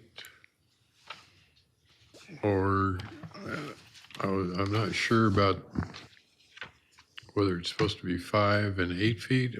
I'm not sure what the city council approved last time. 5 and 8. I think it was 5 and 8, wasn't it? Sides. Side setbacks, yes. Mr. Chair, Commissioner, yes, so each of these zoning cases prior to this preliminary plat received approval for 5 and 5 building setbacks. So these cases were prior to the LDO approval. So the side setbacks would be 5 and 5. So could you say that again, because you're saying about the zoning before? Correct. So we're saying that we're deciding the zoning setbacks, or I should say the setbacks when we approve the zoning? No, Mr. How Commissioner. would say it? Explain it to me. Yeah, Commissioner Chapman. So this item is for the preliminary plat for Winston Ranch. The zoning cases on this property have already been approved by City Council. So there, I mean, if I could just go back here. So there's 3 different parcels with 3 different zoning districts. Each of those have already been approved, and in those zoning cases, these side setbacks were decided, and those were 5 and 5 for the side setbacks. So at this point, where the preliminary plat was reviewed against those zoning documents, and fall in line with what was approved in that. Well, I'm looking down at some of these are 5 and 5, and then there's one under Tierra Verde that's to be announced. That's pretty. It was 5 and 8, and then it's to be announced. Is that I'm not sure I understand that. They can announce it later. Then they'll just choose what they want for setbacks. And this is the information that you provided us.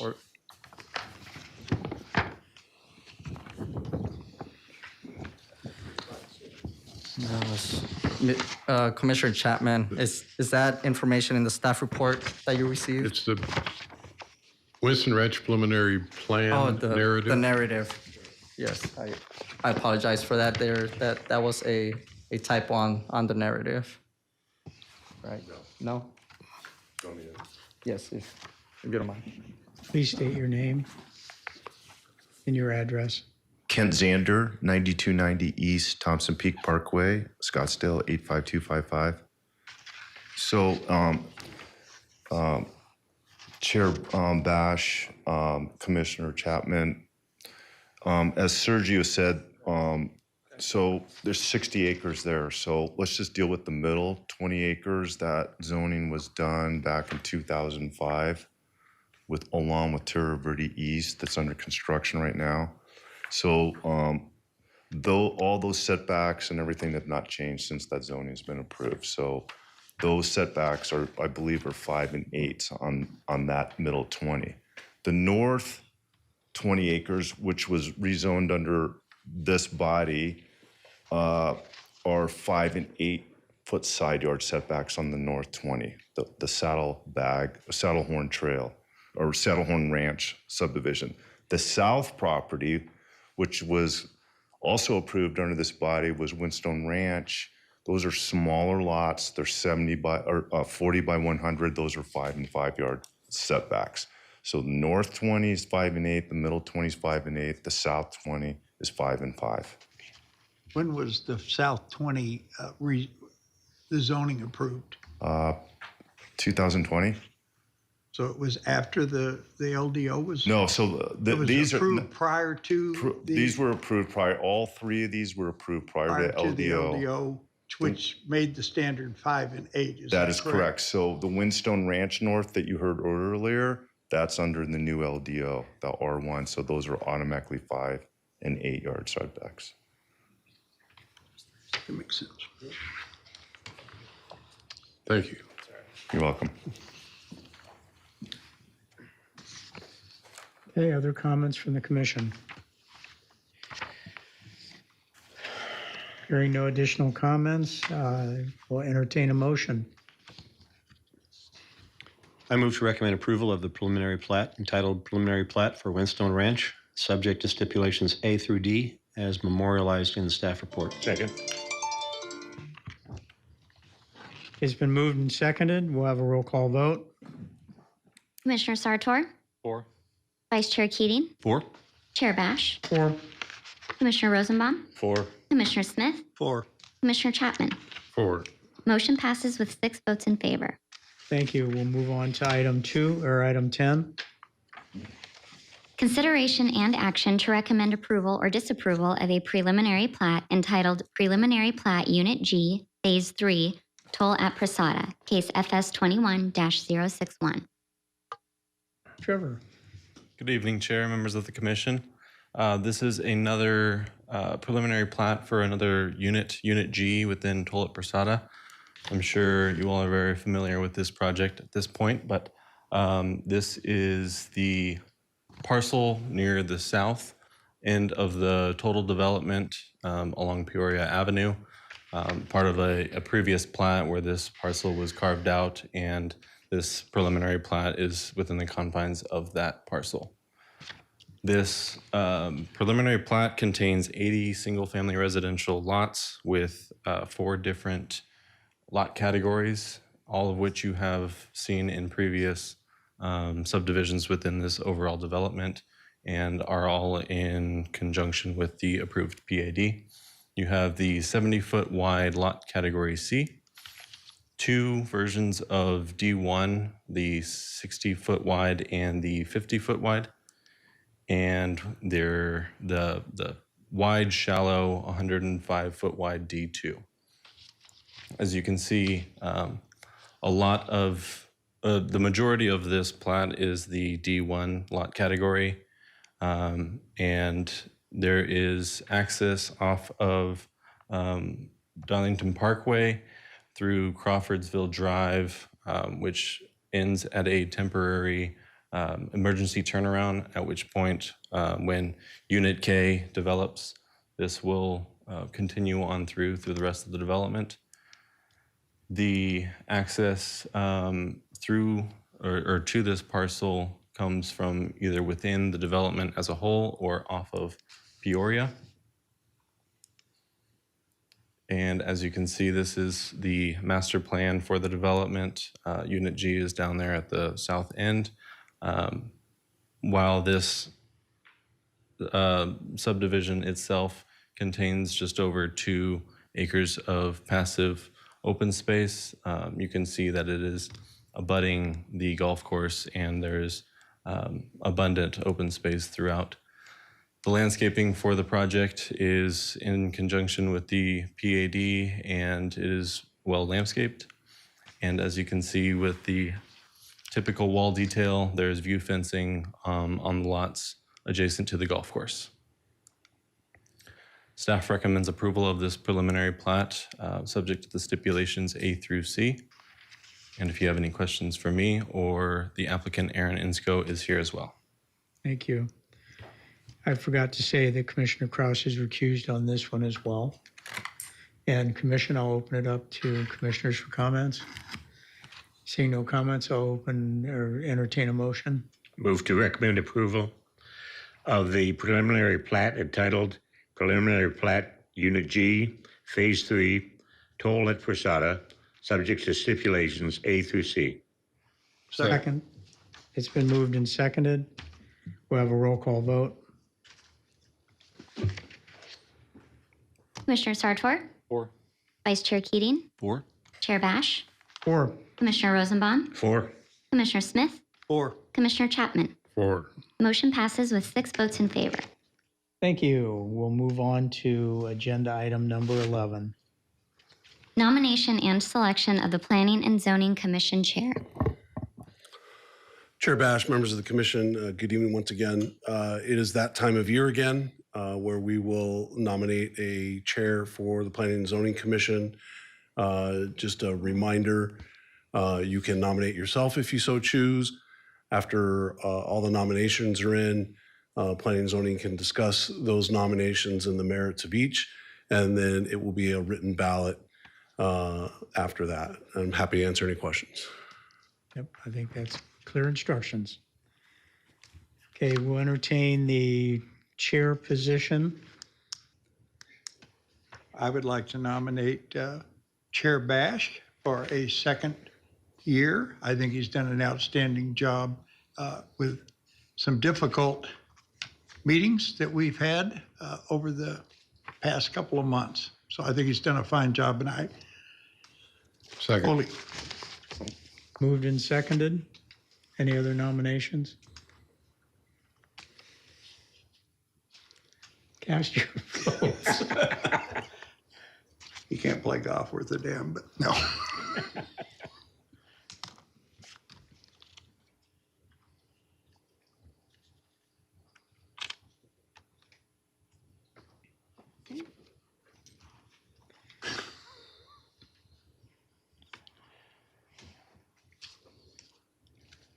I'll wait until you tally those.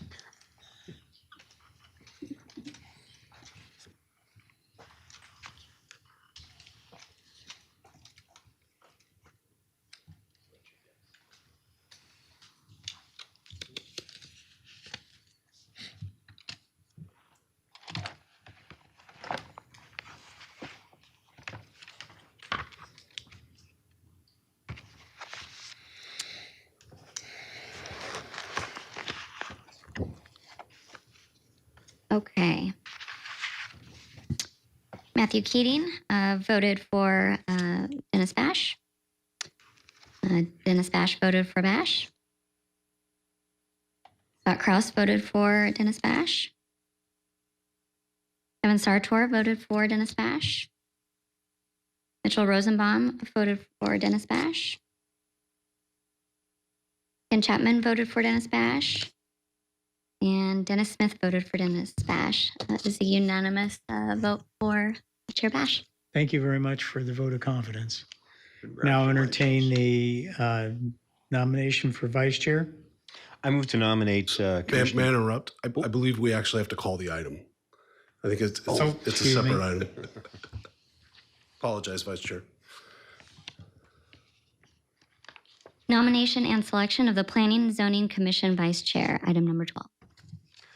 I move to nominate Commissioner Sartor for the position of chair, or vice chair, for the Planning and Zoning Commission. Second.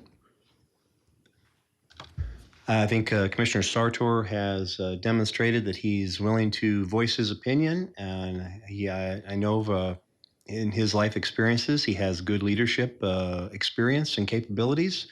And I think anyone that expresses interest in taking a more active part in the leadership of the commission and running the meetings should be given that opportunity. Thank you. It's been moved and seconded. We'll have a paper ballot vote.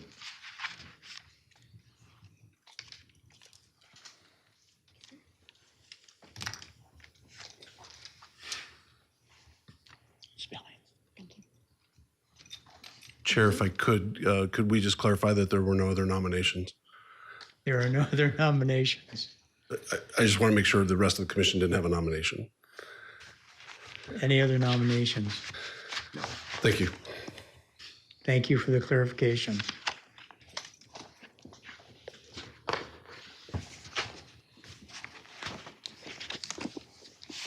Does that keep the railroad from going through the station?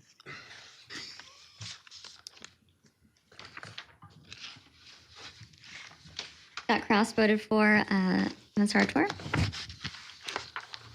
Matthew Keating voted for Kevin Sartor. Dennis Bash voted for Kevin Sartor. Mitch Rosenbaum voted for Kevin Sartor. Dennis Smith voted for Kevin Sartor. And Chapman voted for Kevin Sartor. And Kevin Sartor voted for Sartor. That is a unanimous vote for Kevin Sartor as vice chair. Thank you. Congratulations. I'd like to take this opportunity to thank Commissioner Keating for his time as chair and his time as vice chair. His comments have been well received, I think, by the commission and by the members of the public. Thank you. Thank you. And we'll move on to item G.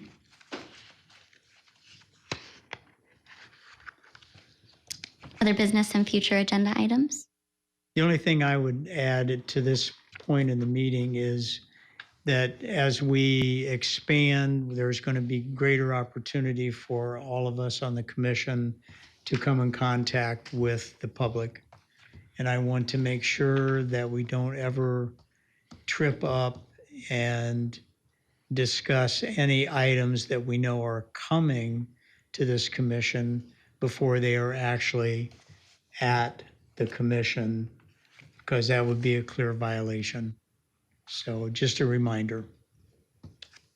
No other future agenda items. Anybody else have any items to bring up? If not, I'll entertain a motion to adjourn. So moved. Second. It's been moved and seconded. All those in favor? Aye. Aye. Opposed, same sign. Meeting's adjourned.